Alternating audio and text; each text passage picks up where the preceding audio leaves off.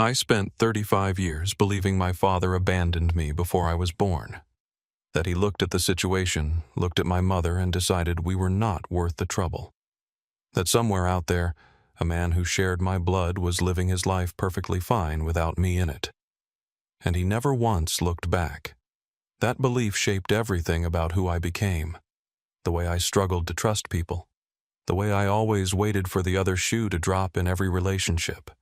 The way I pushed myself to be a good father to my daughter, because I was terrified of becoming the ghost who haunted my childhood. And then one Tuesday night, an older man, probably in his early 60s, got into my quick lift, looked at my face like he was seeing something impossible, and destroyed everything I thought I knew about my own life. My name is Samuel Cooper. I am 35 years old, and for the past 3 years I have been driving quick lift to keep a roof over my daughter's head. I work the night shift, mostly picking up passengers from 10:45 at night until 3:45 or 4:30 in the morning. It is not glamorous. Most nights I'm running on black coffee and stubbornness, fighting to stay awake through quiet suburban streets while the rest of the world sleeps.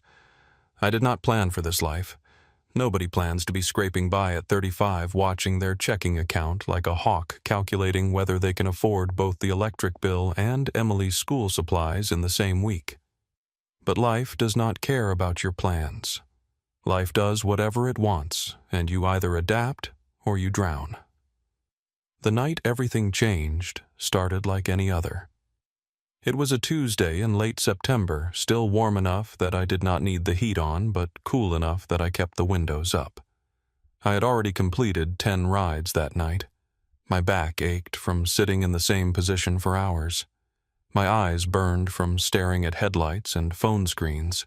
I was exhausted in that bone-deep way that does not go away with sleep because you never get enough sleep to begin with. Emily had been sick the night before. Nothing serious, just a cold that kept her coughing and restless. I had sat with her until almost midnight, rubbing her back and telling her stories until she finally drifted off. By the time I started my shift, I had maybe 4 hours of rest. My body was begging me to go home. But the bills do not care if you are tired. The landlord does not care if your daughter kept you up. So I kept driving. The ping came in at exactly 11:33 p.m. Pickup location, Oakwood Haven Senior Residence. Destination, a 24-hour North Star pharmacy about 12 minutes away. I looked at the estimated fare and almost declined it. $9 and change before QuickLift took their cut. Barely worth the gas and the time, but something made me accept it anyway. Maybe I was too tired to think straight. Maybe I figured $9 was better than $0. Or maybe looking back on it now, something bigger than me was pulling the strings. That night I drove to Oakwood Haven, a modest retirement community on the eastern edge of town. Rows of identical beige buildings with carefully maintained lawns and American flags hanging from little brackets by the doors. The kind of place where people go to live out their final chapters, quietly surrounded by others doing the same. I pulled up to Building 4 and put the car in park. A moment later, I saw him. He was waiting on the curb, leaning on a wooden cane with a curved handle.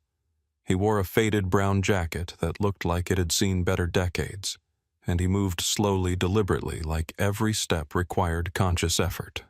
His face was weathered, lined with the kind of deep creases that come from years of hard living and harder memories, but his eyes were sharp alert.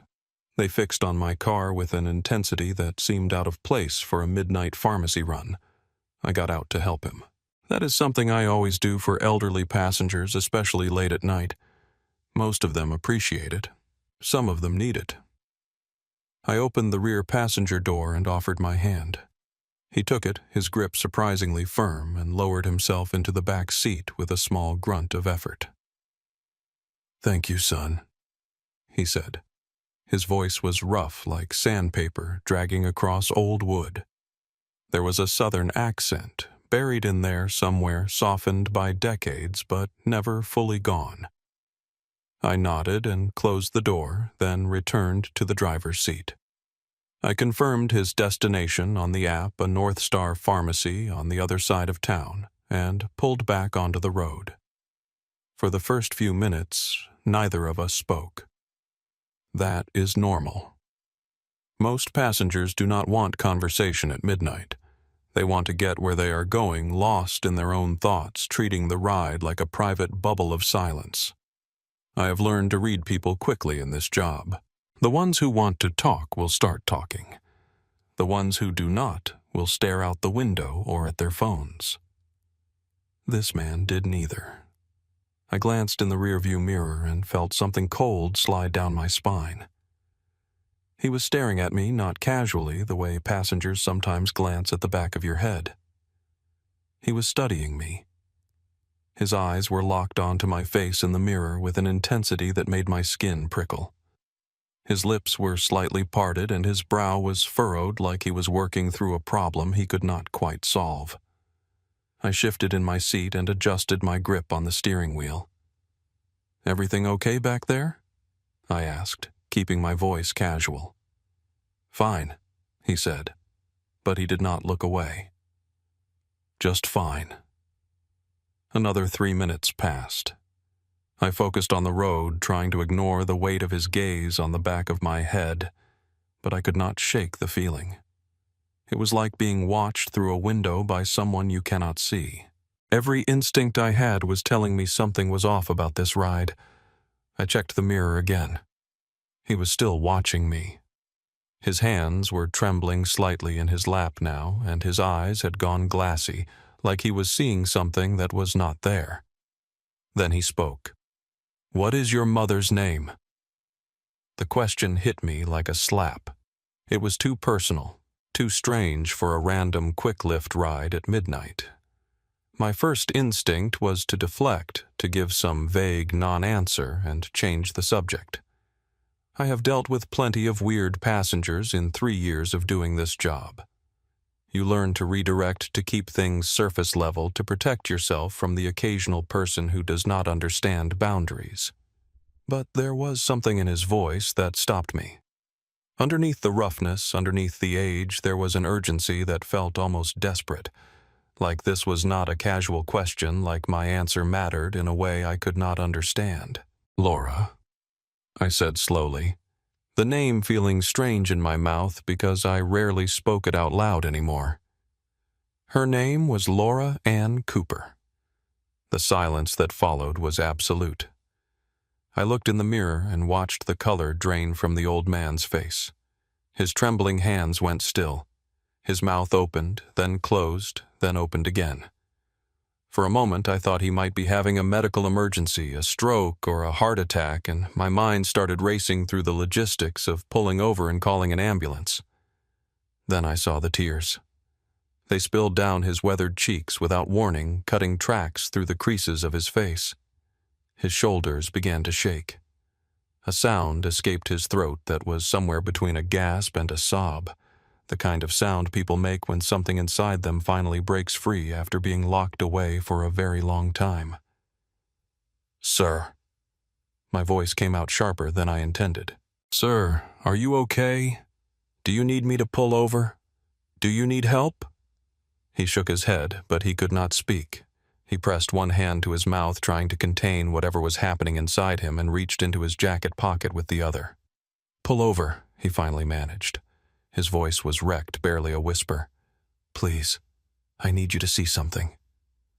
Every rational part of my brain was screaming at me to keep driving, to complete the ride, drop this man at the pharmacy, and forget this ever happened.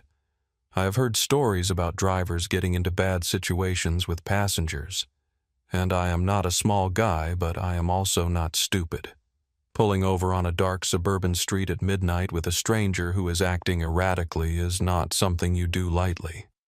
But I pulled over anyway. I do not know why. Maybe it was the tears.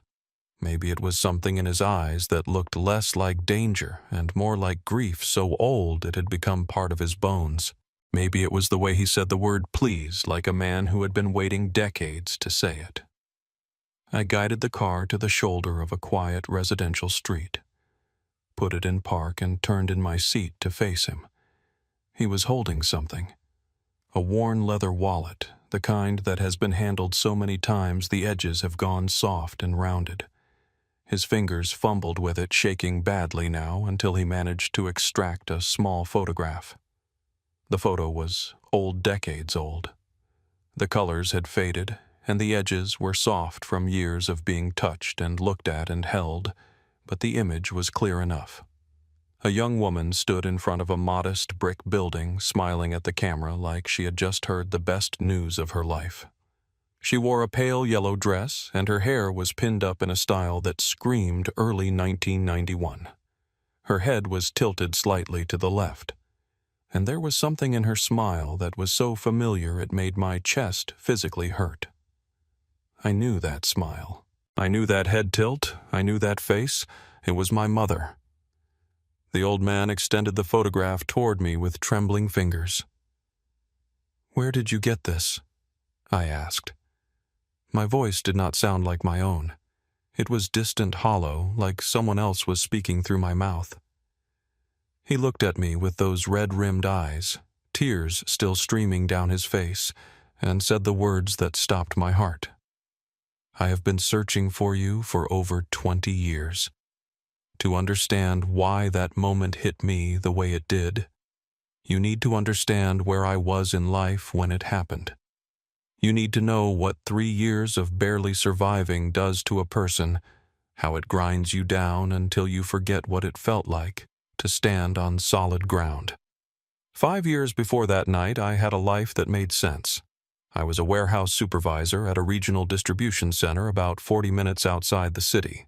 It was not glamorous work, but it was honest. I managed a team of 11 people, coordinated shipments, kept the operation running smoothly. The paycheck was steady, the benefits were decent. I had a small house with a backyard where Emily could run around a reliable car and the quiet confidence that comes from knowing you can provide for your family. I was 50 days away from my 10-year anniversary with the company. 50 days from a pension bump that would have set me up for the long haul. I remember counting down, thinking about how I would take Emily out for ice cream to celebrate, maybe buy myself a new watch. Small rewards for a decade of showing up and doing the work. Then the company announced they were automating half the facility. I sat in that conference room with 11 other supervisors and watched a man in an expensive suit explain why we were being eliminated. He used words like streamlining and efficiency optimization and workforce transition. He talked about severance packages and job placement services like he was doing us a favor. The whole time, all I could think about was Emily's face when I picked her up from school, how she always ran toward me like I was the most important person in the world. They gave me 7 weeks of severance and a handshake. 10 years of loyalty, and I walked out of that building with a cardboard box and a pit in my stomach that would not go away for months. Janet tried to be supportive at first. My wife had always been practical, level-headed, the kind of person who makes lists and solves problems methodically. She helped me update my resume. She researched job openings. She kept telling me this was temporary, that something would come along, that we just needed to weather the storm together. But the storm did not pass. Weeks turned into months. Every application I sent out disappeared into a void. The interviews I did get went nowhere. I was either overqualified or underqualified or simply not what they were looking for. The rejection emails all started to blur together. Polite phrases that meant the same thing. "We do not want you." I watched our savings account drain like water through a cracked pipe. First, the emergency fund went. Then the vacation money we had been setting aside. Then I started doing math. I never wanted to do calculating how long we could last before we lost the house. Janet left 5 months after I lost my job. She did not leave for someone else. There was no affair, no dramatic confrontation, no villain in this part of the story. She just could not watch me disappear anymore. That is the word she used the night she packed her bags. Disappear. "You are not here anymore, Samuel," she said, folding clothes into a suitcase while I stood in the doorway like a stranger in my own bedroom. "Even when you are sitting right next to me, you are somewhere else, somewhere I cannot reach, and I cannot spend the rest of my life trying to find you." I wanted to argue. I wanted to tell her she was wrong, that I was right here, that I was fighting every single day to hold things together. But the words would not come. Maybe because I knew she was right. She kissed Emily goodbye the next morning and promised she would call every day. She kept that promise, at least. Janet was not a bad mother or a bad person. She was just someone who knew her limits, and I had pushed her past them. The house went 4 months later. I could not keep up with the mortgage on unemployment benefits that were running out. I found a 2-bedroom apartment in a complex that asked fewer questions than it should have. And Emily and I started over with whatever furniture we could fit in a rental truck. That is when I started driving QuickLift. It was not a career choice. It was survival. I needed money immediately, and QuickLift would let me start within a week. No interviews, no rejection emails, no waiting to hear back from hiring managers who would never call. Just me, my car, and an app that pinged every time someone needed a ride. I worked nights because the pay was better and because it meant I could spend days with Emily. I would drop her off at school in the morning, sleep for a few hours, pick her up in the afternoon, make dinner, help with homework, put her to bed, and then head out to drive until 3:45 or 4:30 in the morning. It was a brutal schedule. My body never fully adjusted to it. I lived in a permanent state of exhaustion that became so normal I forgot what being rested felt like. But Emily never knew how bad things were. I made sure of that. She never saw the overdue notices I hid in a drawer. She never heard the phone calls from creditors I ignored. She never knew that some nights I sat in parking lots between rides and stared at the steering wheel, wondering how much longer I could keep this up before something inside me finally gave out. The one person who might have helped me through this was already gone.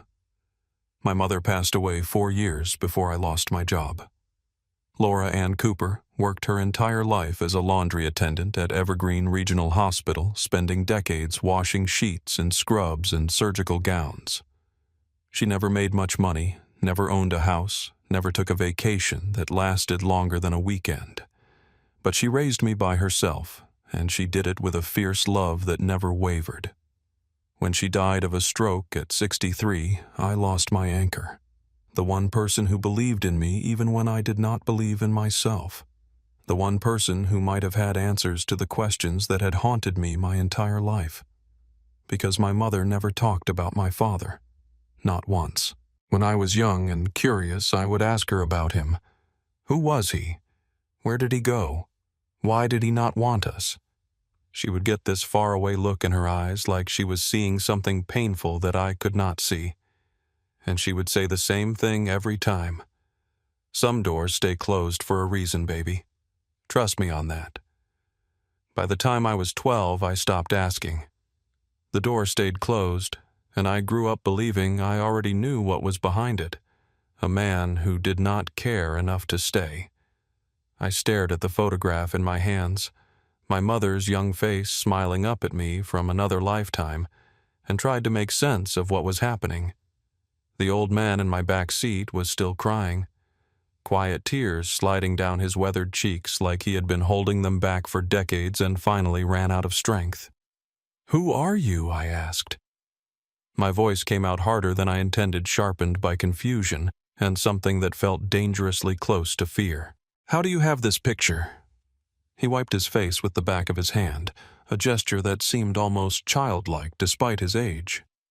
When he spoke, his voice was steadier than before, like the initial flood of emotion had passed and left something calmer in its wake.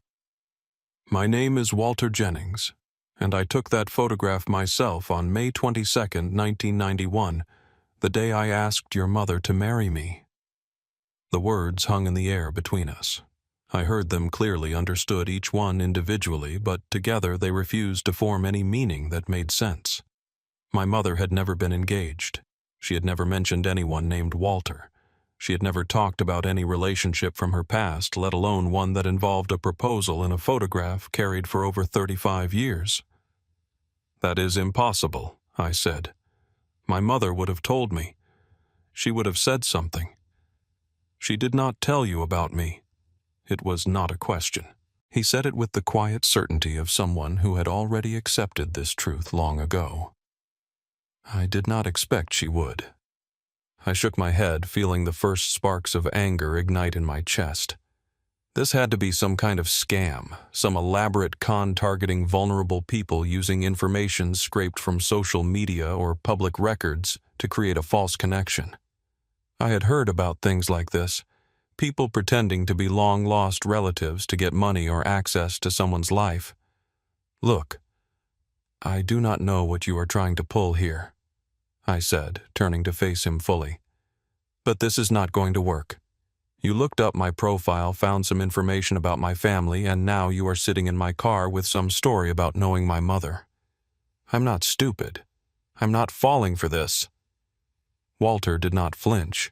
He did not look offended or caught or desperate the way a con artist might when confronted. He just looked at me with those red-rimmed eyes and nodded slowly like he understood exactly why I was reacting this way and could not blame me for it. Your name is Samuel James Cooper, he said quietly. You were born February 11th, 1990, at Evergreen Regional Hospital in Hilford, Virginia. 7 pounds, 9 ounces. Your mother chose your first name because she loved that Thomas Green song. She used to play it constantly when she was pregnant with you, dancing around the apartment and singing into a hairbrush. I felt the blood drain from my face. And your middle name, he continued, a tear escaping down his cheek, is James after me. My full name is Walter James Jennings. For a moment, I could not breathe. My middle name was not something you could find online.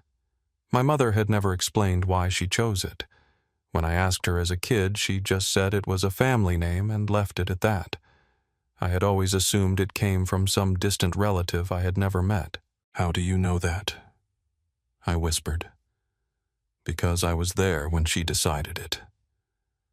We were sitting on the couch in our apartment, and she had her hand on her belly. She said she wanted you to carry something of mine with you even if things did not work out the way we planned. His voice cracked on the last few words. I think some part of her knew even then that something was going to go wrong. I gripped the photograph so hard the edges bent under my fingers. The face looking back at me was unmistakably my mother, young and hopeful in a way I had never seen her.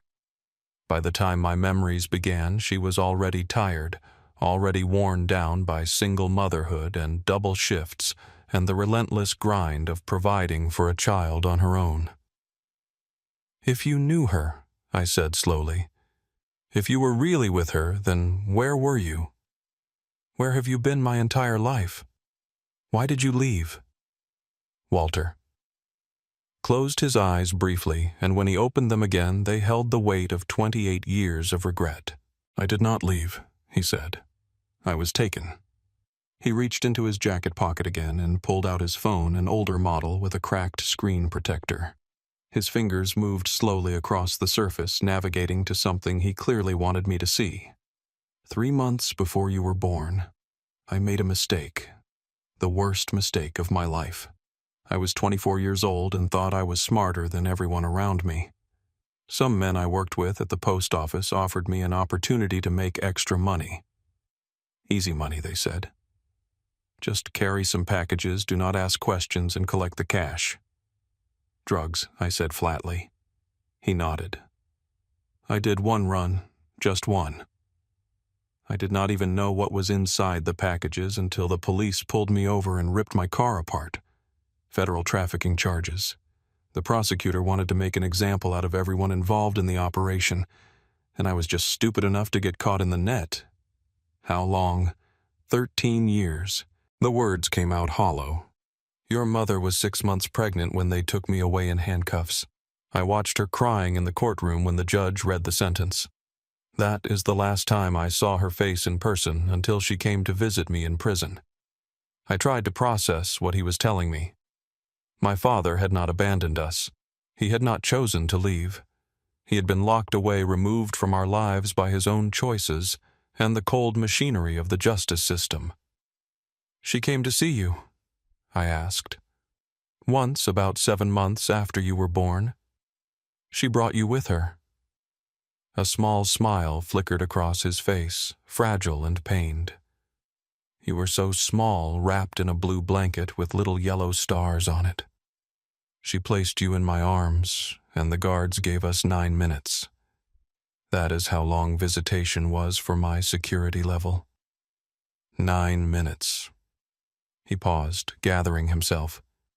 "I memorized every second. The weight of you, the way you looked up at me with those big eyes, the sound you made when you yawned. 9 minutes to hold my son for the first and only time. Why did she not come back?" Walter pulled up something on his phone. An image of a handwritten letter. The paper yellowed with age. I recognized my mother's handwriting immediately, the distinctive loops and slants that I had seen on birthday cards and grocery lists my entire childhood. "She wrote me this letter 2 weeks after that visit," he said. "She told me she loved me.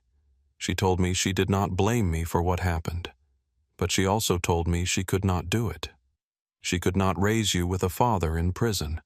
She could not bring you to visitation rooms surrounded by guards and criminals. She could not explain to you why your daddy lived behind bars." He looked at me with something between understanding and unbearable sadness.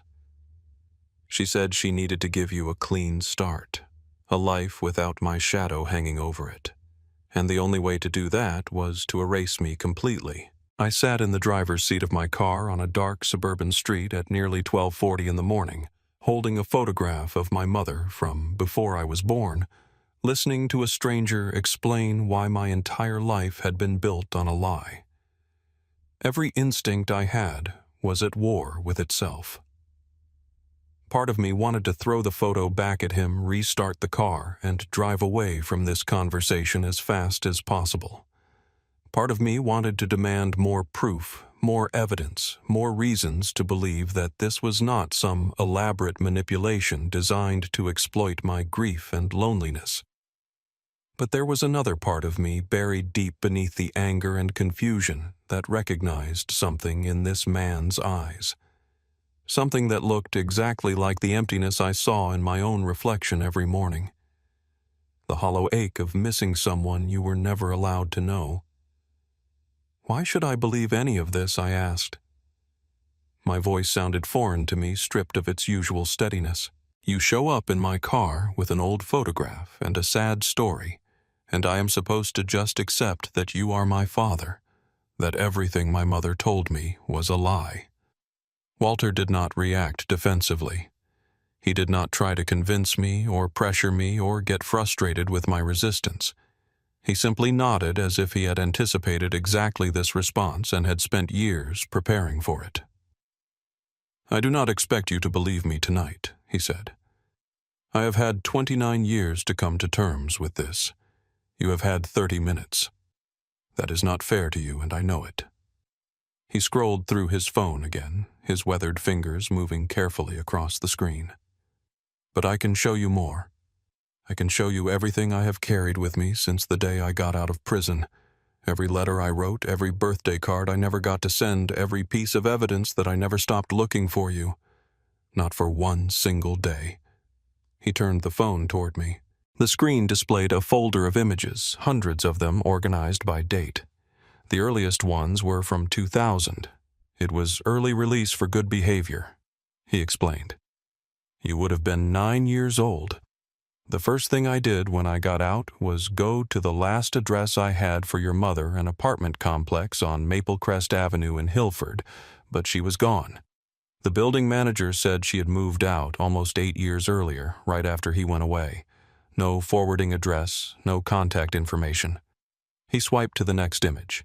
It was a receipt from a private investigation firm dated 2006. I hired investigators twice over the years. The first one could not find anything. Your mother had changed addresses multiple times, switched jobs, even used a different last name for a while. She was determined to disappear, and she did a good job of it. "Why?" I interrupted. "Why would she go to all that trouble just to hide from you? If she really loved you, if she really believed you made a mistake instead of being a bad person?" Why would she run? Walter considered the question carefully before answering. Because she loved you more, he said simply. More than she loved me, more than she loved herself. She was terrified that my past would follow you, that you would grow up being defined by what your father did, that kids at school would find out, or neighbors would whisper, or you would spend your whole childhood visiting me in a prison, visiting room instead of playing baseball in the backyard. He paused, his voice thick with emotion. She was not trying to hurt me. She was trying to protect you. And I cannot hate her for that, even though it cost me everything. I looked down at the photograph still clutched in my hands. My mother's smile frozen in time from a moment when she still believed in happy endings. Before the arrest, before the trial, before the impossible choice she made to raise me alone and pretend my father had never existed. What happened with the second investigator, I asked quietly. That was in 2017. He found a few leads, but they all went cold. Your mother had moved again, and the trail was almost 20 years old by then. I was running out of money and running out of hope. He took a shaky breath. Then, about 2 months ago, I found something myself. I was looking through online obituaries, something I started doing a few years ago just in case. And I found hers. My chest tightened. I knew what he was talking about. The death notice I had placed in the Hilford newspaper after my mother's stroke. A few sentences summarizing a life that deserved so much more. The obituary mentioned that she was survived by one son. Walter continued Samuel Cooper. That is when I finally had a name I could search for. That is when I finally started to find you. He swiped through more images, screenshots of social media profiles, a copy of my driver's license photo from some database I did not know existed, a satellite image of the apartment complex where Emily and I lived. Each image represented another step in his search, another piece of the puzzle he had been assembling for 29 years. I found out you were driving for Quicklift about 4 weeks ago, he said. I did not know how to approach you. I could not just show up at your apartment like some kind of stalker. I thought about writing you a letter, but what would I even say? How do you explain 29 years of absence in a few paragraphs? So you waited for me to pick you up. I asked, the realization dawning slowly. You requested a ride, hoping I would be the one to answer. Walter shook his head. I requested rides from your area every night for almost 4 weeks. Different times, different locations. Most nights, someone else picked me up. I would ride to the pharmacy or the grocery store or wherever, and then I would request another ride home and hope. He met my eyes directly. Tonight was the 51st ride I requested. And when I saw your face in the driver's seat, when I saw the shape of your jaw and the way you hold your shoulders exactly like I used to, I knew. I knew before I even asked about your mother. I just needed to hear it from you to be sure. The weight of what he was describing settled over me. 51 rides, 4 weeks of hoping and being disappointed night after night just for the chance to see my face, just for the chance to finally speak the words he had been carrying for nearly 3 decades. I thought about all the rides I had almost declined, all the times I had considered logging off early because I was too tired or too frustrated or too worn down to keep going. If I had declined this ride, if I had decided $8 was not worth the trip, I would have driven home tonight without ever knowing the truth. What do you want from me? I asked finally. After all this time, after everything, what do you actually want? Walter's answer was immediate, like he had been rehearsing it for decades. I want to know you, he said. I want to hear about your life, about who you have become, about the things that make you laugh and the things that keep you up at night. I want to meet my granddaughter if you will let me. I want whatever time I have left to mean something. He reached out and placed his weathered hand on the back of the passenger seat. not touching me, but bridging the space between us. I am 60 years old, Samuel. I have spent more of my life missing you than most people spend loving anyone. I am not asking for forgiveness. I am not asking you to pretend the last 29 years did not happen. I am just asking for a chance. One chance to be something more than a ghost. Walter held his phone toward me with trembling hands, the screen illuminating his face in the darkness of the car. His expression held no expectation, no demand, just the quiet hope of a man who had waited nearly 3 decades for this moment and was prepared to accept whatever came next. I need to show you something else, he said. Something I have kept since the day I got out of prison. Something I have never shown anyone. He opened another folder on his phone, and the first image made my breath catch in my throat. It was a drawing, a child's crayon drawing, the kind you would see taped to a refrigerator in any home with kids. 2 stick figures holding hands under a big yellow sun standing in front of a crooked house with smoke curling from the chimney. The lines were shaky and uneven, clearly made by an unsteady hand. At the top, in wobbly capital letters, someone had written, "Me and Da." "I drew this in prison," Walter said softly. "During an art therapy program they had for inmates, the counselor told us to draw something that represented our greatest hope, something we dreamed about when we closed our eyes at night." He looked at the image on the screen with an expression of such raw tenderness that I had to look away. I was 31 years old, sitting in a concrete room with a box of broken crayons, drawing like a child, because that is what I felt like, a child who just wanted to go home. A child who wanted his family back. He swiped to the next image, a collection of handwritten letters stacked in what looked like a shoebox. The paper had yellowed with age, and the handwriting on the envelopes was the same on each one. "My son Samuel." No address, no postage, just those 3 words repeated dozens of times. After your mother returned my letters, I stopped mailing them. But I could not stop writing them. Every Sunday I would sit in my cell and write to you. I would tell you about my week, about the books I was reading, about the things I was learning in the prison education program. I would tell you I was sorry. I would tell you I loved you. I would tell you that one day, somehow I was going to find you and say all of this in person. He swiped again. Birthday cards, 1 for every year he missed. I started making them when you turned 2, and I never stopped. 33 of them now, all sitting in a box under my bed. I bought the supplies at the prison commissary and made them by hand. Construction paper markers, whatever I could get. Some of them are pretty rough, but I made every single one.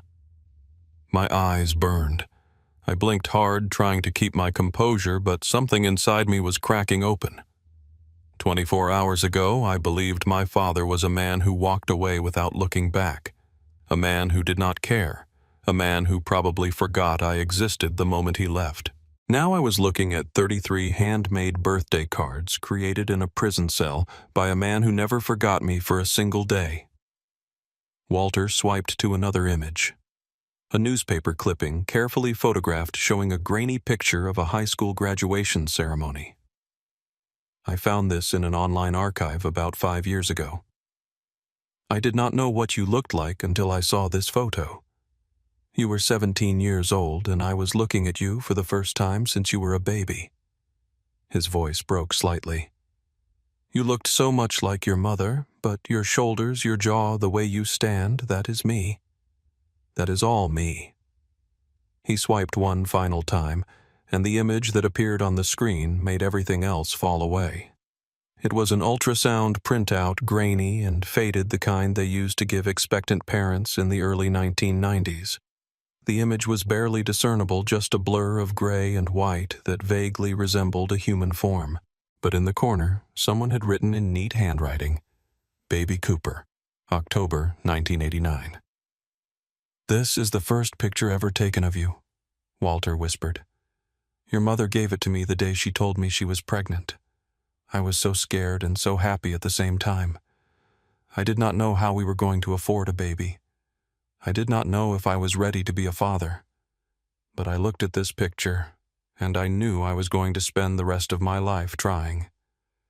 He looked up at me with tears streaming down his face. "I have carried this in my wallet for 35 years through prison. Through every apartment I have lived in since, through every single day I spent wondering if I would ever get to meet the person in this picture. It has been in my pocket every day since your mother handed it to me. And tonight, God put you in the driver's seat of the car I needed to take to the pharmacy." I could not speak. 35 years of pain and longing and desperate hope compressed into a wallet-sized image of a blur that would become me. He had carried me with him every single day, even when he could not find me, even when he did not know if I was alive or dead, even when the world gave him every reason to give up. I opened the car door and stepped out onto the quiet suburban street.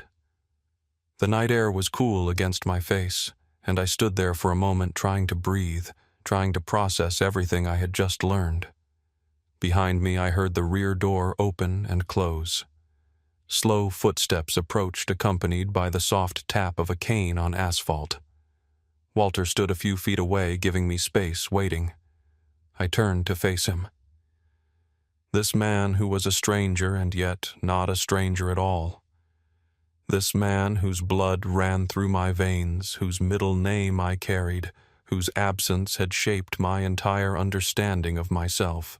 "My name is Samuel Cooper," I said, my voice thick with 35 years of unspoken grief, "and I think I need to hear the rest of your story." I extended my hand toward him. He looked at it for a long moment, and then he reached out and took it, but instead of shaking it, he used it to pull himself closer. And then, on a quiet residential street at 12:38 in the morning, my father wrapped his arms around me and held me for the second time in my life. The first time had lasted 9 minutes in a prison visiting room when I was too young to remember. This time, neither of us was counting. I never completed the pharmacy run that night. I called another quick-lift driver to pick up Walter's prescription and have it delivered to his apartment, and the two of us sat in my car until nearly 2:35 in the morning. He told me stories I had waited my entire life to hear. Stories about my mother when she was young and full of dreams. Stories about their first date at a jazz club downtown where neither of them could afford more than one drink. Stories about the apartment they shared, the plans they made, the future they believed was waiting for them. He told me about prison, too, the years of loneliness and regret, the way time moves differently when you are locked away from everyone you love. The nights he lay in his cell staring at the ceiling, wondering if I was okay, wondering if I was happy, wondering if I would ever know the truth about why he was not there. 2 weeks after that night, I brought Emily to meet her grandfather. Walter had spent days preparing for the visit. When we arrived at his small apartment in the retirement community, I noticed he had bought puzzles, coloring books, a stuffed rabbit that he admitted he thought might be too babyish but could not resist. The place was spotless, and there was a plate of cookies on the kitchen table that he confessed he had bought from 3 different bakeries because he did not know what kind she liked. Emily, being 9 years old and completely unafraid of new situations, walked right up to him before I could even make introductions. "My dad says you are my grandpa," she announced. "And he says you have been looking for us for a really long time." Walter knelt down slowly, bringing himself to her eye level. His knees creaked with the effort, but he did not seem to notice. "That is true," he said softly. "Did you find us?" He smiled through the tears that were already forming in his eyes. "I found you." Emily considered this for a moment with the serious expression she gets when she is thinking hard about something. Then she reached behind her back and pulled out a piece of paper she had been hiding. "I made this for you," she said, handing it to him. It was a drawing. 2 stick figures holding hands under a big yellow sun standing in front of a crooked house with smoke curling from the chimney. At the top, in her best handwriting, she had written, "Me and Grandpa." Walter looked at that drawing and something in his face shifted. 28 years of grief and hope and desperate searching, answered by a 9-year-old girl with a box of crayons and a heart big enough to welcome a stranger into her family without hesitation. He pulled her into a hug, and she let him, wrapping her small arms around his neck like she had known him her whole life. In the months that followed, Walter became a fixture in our lives. Sunday dinners at his apartment, Saturday morning cartoons with Emily while I caught up on sleep. Phone calls that lasted hours, filling in the gaps of nearly 3 decades apart. He told me about my mother in ways I had never known her. The young woman who loved to dance. The dreamer who believed in second chances. The fierce protector who sacrificed her own happiness to give me what she thought was a better life. I learned to see her choices differently. She had not lied to me out of cruelty or selfishness. She had made an impossible decision from a place of love and fear. The fear that my father's mistakes would define my future. The fear that I would grow up in the shadow of something I had no control over. She wanted to give me a blank canvas, a life unmarked by the stain of what Walter had done. But in erasing him, she had also erased a part of me, a part I did not know was missing until the night he got into my car. Walter was around 60 years old when he finally found his son. He had spent most of his life carrying guilt and regret and an unwavering hope that refused to die no matter how many years passed. He got 4 more years with us. 4 years of Sunday dinners and birthday parties and watching Emily grow. 4 years of finally being the father and grandfather he had dreamed about in a prison cell with a box of broken crayons. He passed away peacefully at 64, surrounded by the family he had searched for his entire adult life. Emily held his hand at the end, telling him stories about school and her friends, and the drawing she was going to make for him when he felt better. He smiled at her voice even when he was too weak to respond. I still drive QuickLift some nights, not because I have to anymore. After Walter passed, I inherited his savings and the money from closing out his apartment and a modest savings account he had been building for decades. Money he had set aside specifically for when he found me. I drive because I remember what it felt like to be invisible, grinding through the darkness, wondering if any of it mattered.